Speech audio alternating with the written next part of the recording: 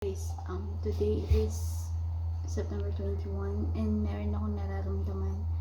Pero ito yung pinakamahirap sa pagiging OFW kasi kahit may lagnat ka, may sipon or whatever, need mo pa rin magtrabaho kasi hindi ka pwedeng magpahinga. Ayun.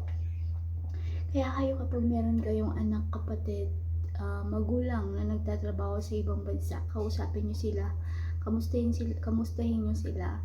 Kung okay lang ba sila, o kung may sakit ba sila, kumakain ba sila ng maayos. Kasi sobrang hirap po talaga kapag meron kang nararamdaman tapos wala kang mahingian ng tulong kundi ang Diyos lamang. Kahit ang amo mo walang magawa.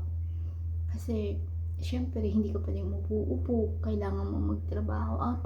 Napakahirap magtrabaho, kaya ako nagsisikap ako na maigi para hindi maranasan ng anak ko yung nararanasan kong hirap ko dahil sobrang hirap ang mag-abroad. Lalo na ako single, diba? Single. Kailangan ko mag-ipon ng pera para sa kinabukasan, para pagtanda ko hindi ako maging kawawa. Wala kasi ako mahingian na tulong. Kaya nagtitiis ako, nagtsatsaga, nagpapakahirap sa ibang bansa, nagpapaka-amuhan. Yung feelings na parang mag-give off na ba ako.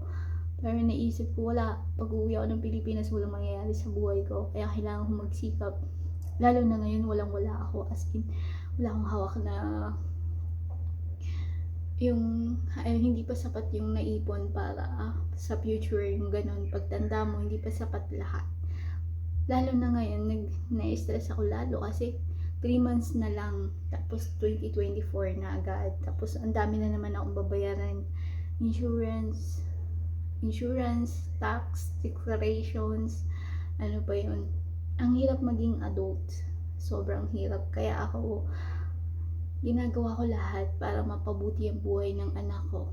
Kaya promise ko sa sarili ko kung ano may nararanasan ko ngayon na hirap na hindi alam ng anak ko. Sana hindi niya maranasan kasi sobrang hirap. Totoo lang, sa Facebook pinapakita kong napaka-strong ko. Pinapakita kong masaya ako pero deep inside, hirap na ako magtrabaho.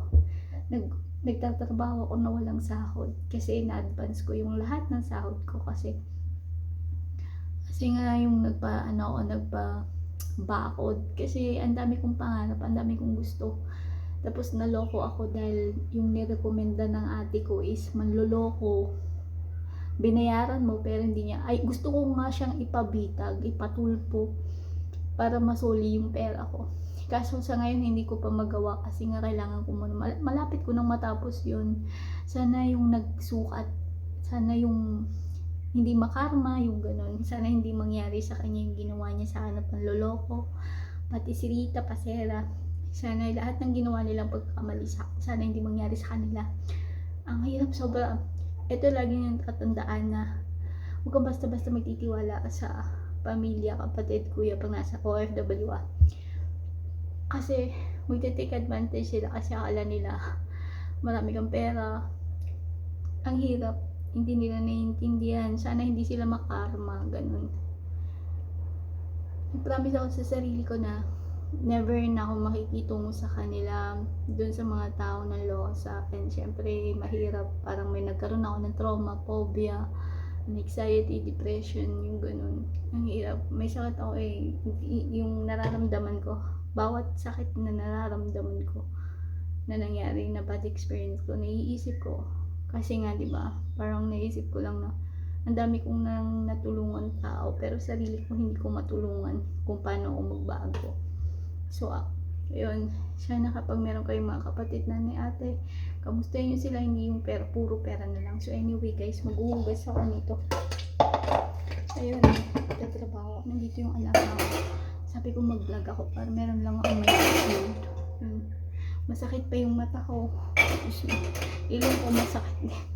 So anyway, ito ko mag-vlog ko. Maghuhugas ako nito. Plato. Ay yung baso. Yan ko na yung vlog ko dito. Bye. Bye guys and God bless.